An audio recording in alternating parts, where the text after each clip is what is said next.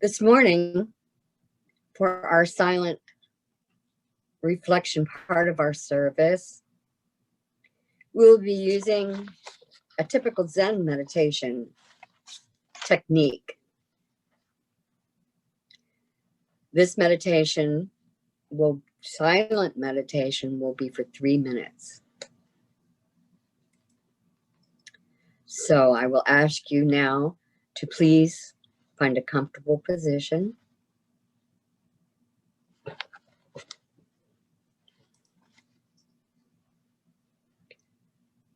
Close your eyes and take a deep cleansing breath in and out.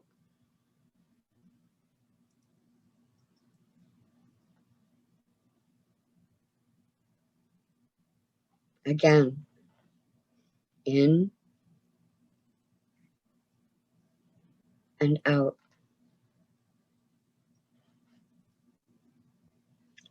Now, clear your mind of all thought. Think of nothing.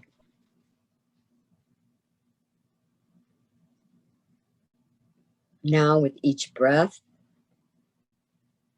count from 1 to 10.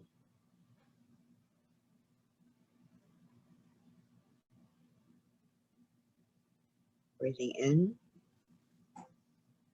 and out as you count.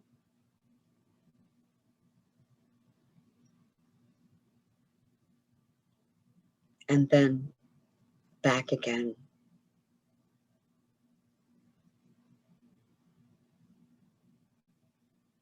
In and out.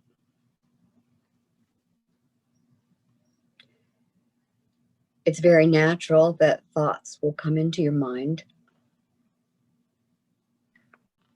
Let the thought go as soon as it's realized.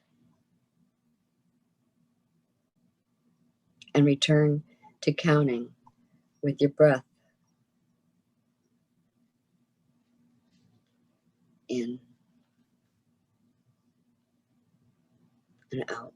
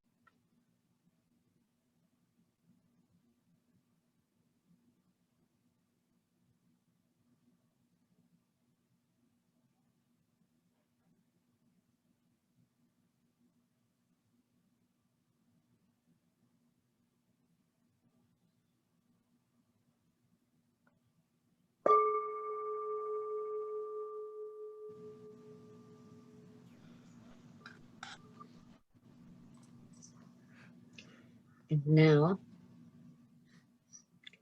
is with heartfelt pleasure, my friend, Shogun Jim Gordon Sensei. You're up. Oh. Wow. Thank you, Susie. Hello, everybody. Let me see. Let me know, Susie, if you see the presentation, PowerPoint. Is it there? Kristen? No. No, you have to click screen share, Jim. Okay, okay.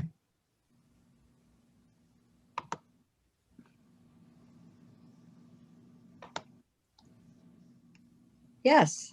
Okay, good.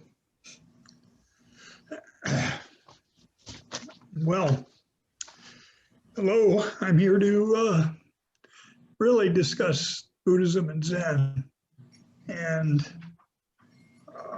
give you an introduction to some of the history and some of the ideas and let you know how to do Zazen, which is Japanese for seated meditation. Za is for seated. Zen is the Japanese term for Chan, which is the Chinese word for jhana, which is the Indian word for meditation. So let me begin with the Buddha's beginnings.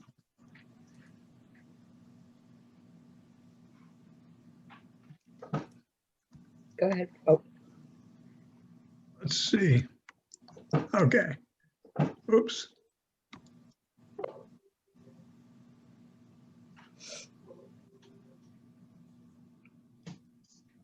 Okay.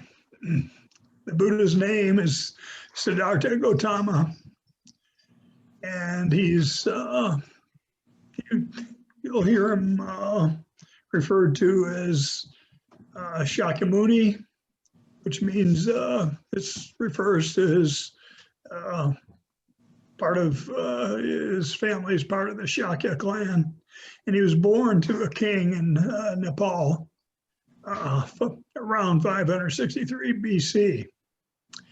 At that time, a soothsayer said that he'll become either a king, a great king, or a great teacher.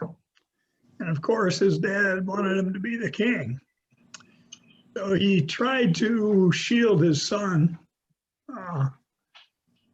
from seeing anything difficult, anything that would make him upset, sad.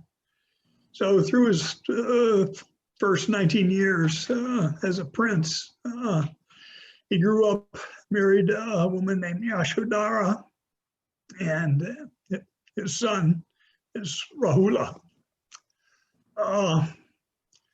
One of the servants of the Shakya clan took him on a trip away from the royal grounds, and he saw a sick person lying by the side of the road. He saw old people, and he saw someone being put up on an altar and which was set afire. It was a dead person. This moved him, and he left home. He left his wife and son and began spiritual travel. Now, his early spiritual life, of course, he was born a Hindu. He tried various spiritual traditions. One of the traditions was just denying yourself anything. The legend says that he was down to a grain of rice every day. So on the left of your screen is the Happy Buddha Hote, a laughing Buddha that you typically see. To the right of your screen is are pictures of him during his ascetic phase. And so it's not the usual Buddha that you see. During this time of asceticism, he almost starved to death. And a young woman came and rescued him with a bowl of milk, saved his life. He then started thinking about what's wrong with this. Of course, if your body's dead, your mind doesn't work either. So he was looking for balance, and he decided, yes, ideally, it's a balance between asceticism and indulgence. When he discovered that, after he discovered that, he sat in meditation for a week under the Bodhi tree. Bodhi means enlightenment. In fact, I think the Bodhi tree was a ficus tree, which we had outside our house in Florida. Anyway, at the end of 7 days, he looked up and saw the morning star, and he became enlightened or awake. And as he went through his teaching, they said, "What are you?" "Oh, I'm awake." And the Sanskrit word for awake is Buddha. So that's he became the Buddha, the awakened one. He gave his first sermon in Deer Park, where he taught the Four Noble Truths. We'll get to those later. But they are the truths of our lives, that life is suffering. There's a cause of suffering. There's an end to suffering, and there's a path that you can take to end it. He taught for nearly 50 years. And in one of the most generally used books that have to do with Buddhism is the Dhammapada. And he's quoted, some of his most significant quotes are, "All that we are is a result of what we've thought. If one speaks or acts with an evil thought, pain follows. If one speaks or acts with a pure thought, happiness follows like a shadow that never leaves." And he also said, "Better than 1,000 hollow words is one word that brings peace." That's something that we could use today, is the words that bring peace. Because hatred does not cease through hatred at any time. Hatred ceases through loves. This is not alterable. The schools of Buddhism are the Theravada, which is the original form. It began in early or hundreds of years before the Common Era, before the birth of Christ. It's the monastic ideal, and it's today currently in Thailand, Myanmar, and Vietnam. Mahayana came afterwards. It was someone discovered that, gee, everybody can be enlightened, just like the Buddha said when he woke up after 7 days. And the Mahayana tradition uses the bodhisattva ideal. Bodhisattva is an enlightenment being, someone who postpones entry into nirvana to bring other people to the understanding of what's real. By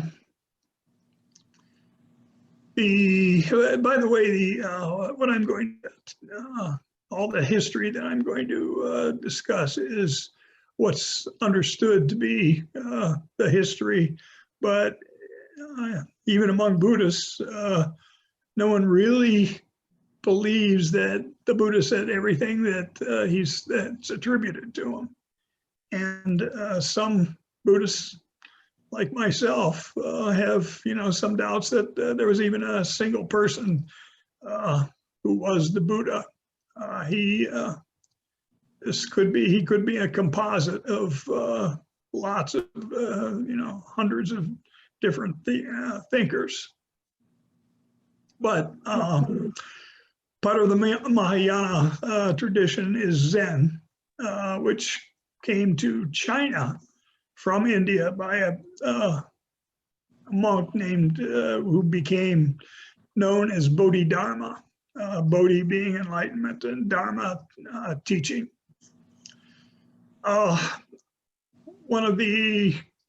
Another school of Buddhism is the Vajrayana, the Tibetan Buddhism, which is taught by the Dalai Lama, and it's very similar to Mahayana.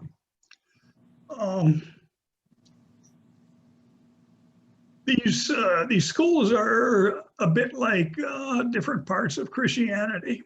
Protestant, Catholic, and Vajrayana is a little different from both of the others, although it is close to Mahayana. But I'd compare that to Mormonism. That's what my wife was raised in the Mormon church. It's somewhat similar, relatively.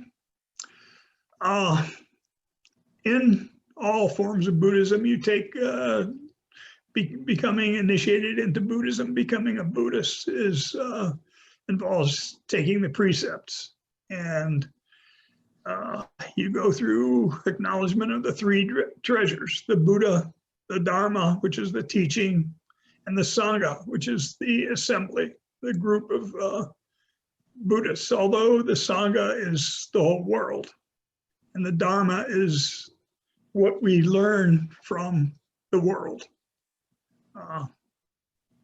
The free pure precepts are cease from evil, do only good, and do good for others, do good for all sentient beings.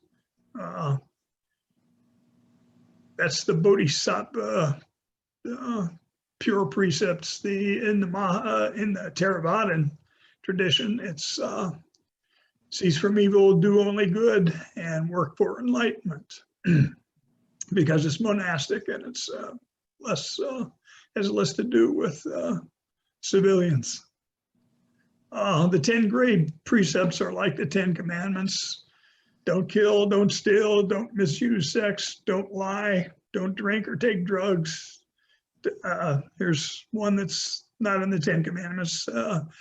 Take up the way of not discussing the faults of others, so you don't badmouth other people.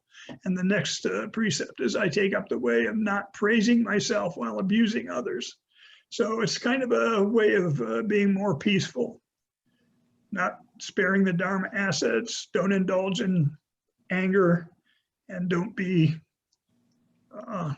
slandering the Buddha, Dharma, and Sangha, which is the three treasures. Now, there's a lot of talk about emptiness in Zen. And what does that mean? What are you empty of? Well, we're all empty of an independent, permanent self. And you can see emptiness of a cup. A cup is empty, but it's ready to take coffee or water or milk, whatever. It's there. So its emptiness is a capability. A chair, same thing. And a mind, okay? A mind that's empty is ready, and it doesn't have fixed ideas that can't be altered. It's ready to change, to accept ideas. And interdependence, an example of interdependence is a crop. It requires soil to grow in, nutrients from the soil, sunlight, water, and something to help it reproduce, since plants don't move very fast. So, and you can make many well, all of us have things that we require, things that we can't live without. And there's something called the 12-fold chain of causation, which I won't dwell on. It's esoteric, and I still have problems with a few of the links. Oh, and here's a diagram of the 12-fold chain. It's got the different parts. Can you see my pointer? Yes. Okay, so there's 12 different aspects of the 12-fold chain. And this guy here is the Buddha in wrathful aspect. They have all their kind bodhisattvas have a beatific and a wrathful and everything in between. So it's pretty fierce there. Now in Zen, here's the instruction on Zen meditation, and I neglected to tell Susie that when you're in Zen meditation, we keep our eyes open. Sorry. Our eyes, but we don't keep them wide open. We keep them, stare down at the floor about 45 degrees.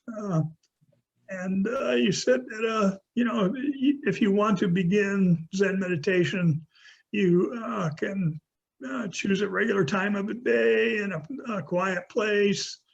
And you can sit for, 30 minutes a day or 5 minutes, 2 minutes if you're starting, and just build up to it, because you'll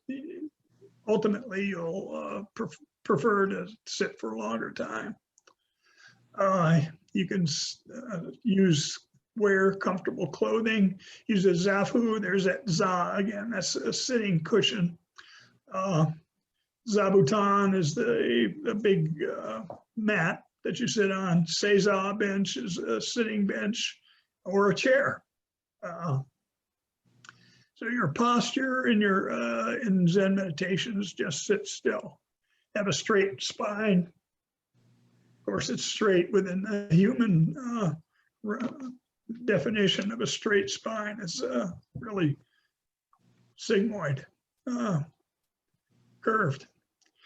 You can sit cross-legged on a zafu in the full lotus, half lotus, Burmese style, or Indian style, like they told us when I was in kindergarten. Sit Indian style on the floor with your legs crossed.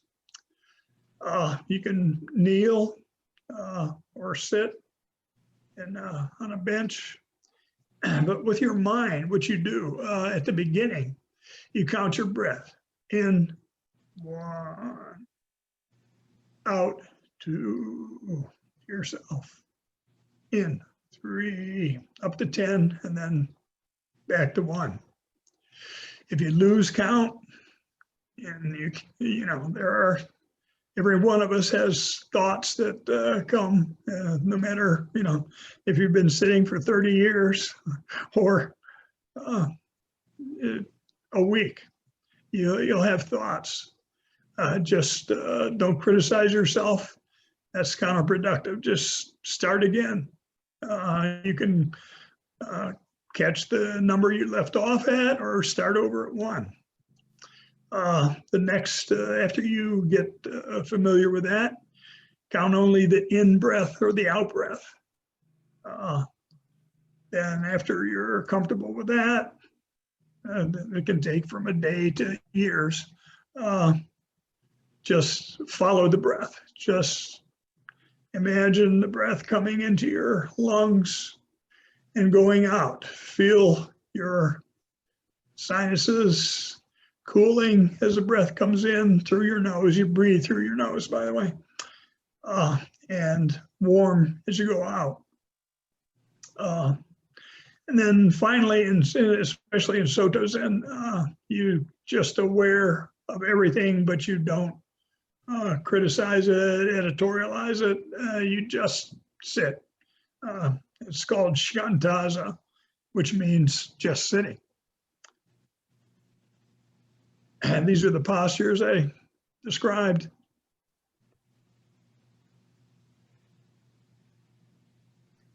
Full lotus is very solid method of sitting. You're very solid. It's hard to do. And I think I did it once for 20 minutes and could barely walk afterwards. The half lotus is like the full lotus, but one of your feet is down on the zabuton, the mat.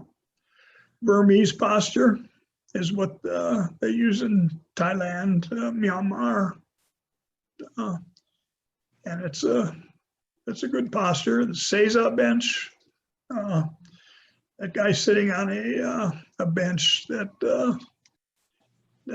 raises his buttocks and his feet go underneath it, and of course the chair. And I've used all of these at one time or another. Different schools, as I've said, somehow. I must have put this in again. But if we're talking, now we're talking about Zen meditation and coronavirus, the pandemic. And yes, you've heard everybody, it's easy to say that accepting reality is a way of freeing yourself, but it's true. You can, if you accept reality, you can then start to have a vision of where you really are. The Buddha taught that we can let go of attachment by realizing that just indulging in fear and anxiety won't change the reality. And that's definitely currently something that happens to all of us. We can be aware, so we can be aware, we can accept the reality and be aware of COVID's effect and take measures to protect ourselves and others. World Health Organization has some suggested measures. And when we accept it, that relieves the burden of fear, and anxiety can give us a sense of inner peace, which we can all use, all of us right now. Now, meditation isn't a magic path.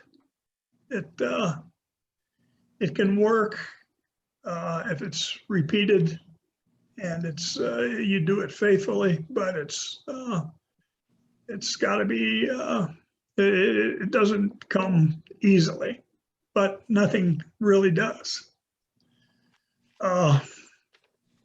Be aware that acceptance doesn't mean careless. You're careless or you're reckless. You're not giving up. You're just accepting, and then you can see what to do about it. And we do what we can to alleviate the suffering of ourselves and others. That's the Bodhisattva ideal. That's it. That's it. Okay. Thank you. All right. You're good. I'm Okay. back. Thank you. So I stop share. Okay. There you go. Okay.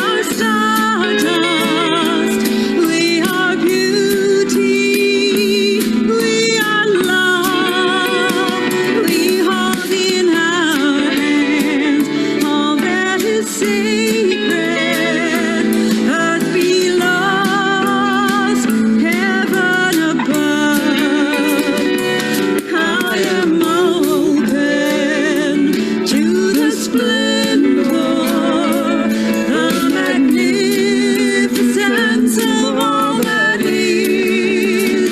Yes, I am swimming in the cosmic ocean.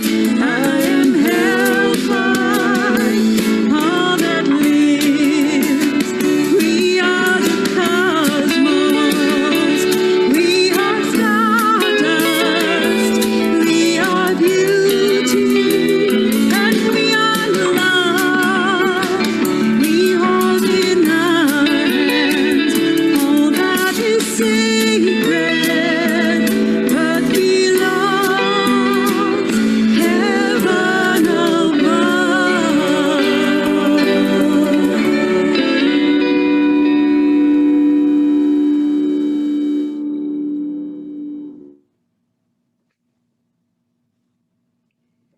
Thank you so much, Shogun Jim. It was very informative. I need to work on it because I have the monkey mind, as we all know. We are fortunate to have our UU family support each other, each and every one of us, in order to continue our virtual services, keep our beautiful building protected and ready for our eventual return. We ask for whatever financial support you can provide. There are multiple means to do this, all of which are found in the Sunday Bulletin or on our UUCLC website. You can also donate from the chat box right now. Thank you for all your support and donation and love. Thank you.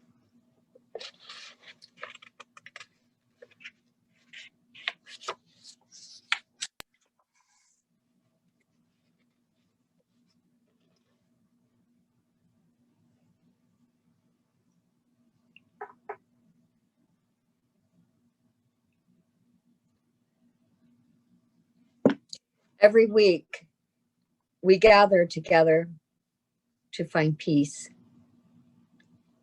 Each week, words and music offer and celebrate peace with hope of instilling it in us.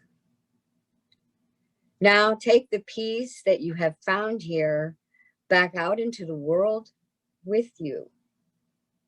Renewed in our faith and inspired to act, let us be the peacemakers the world aches for. And by being peacemakers, let us find the peace we long for.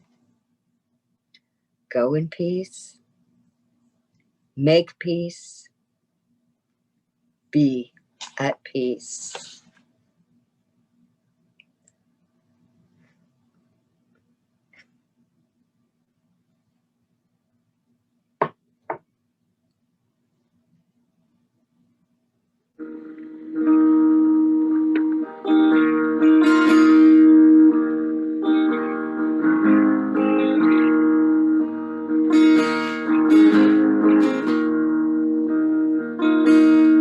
Namaste, namaste,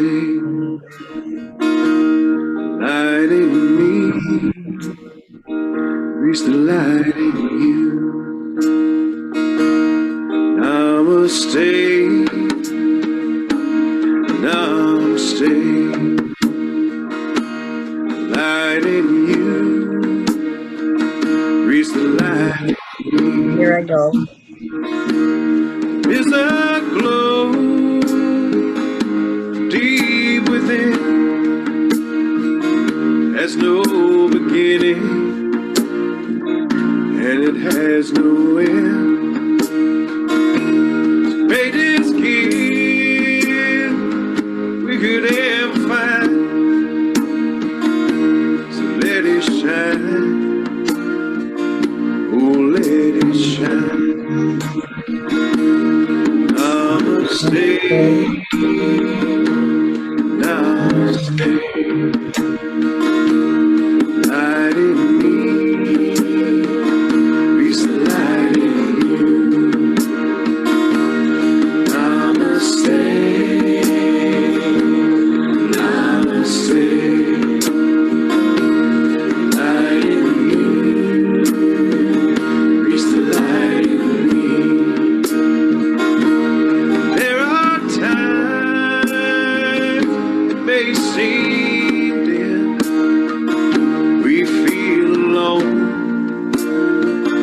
separate from him.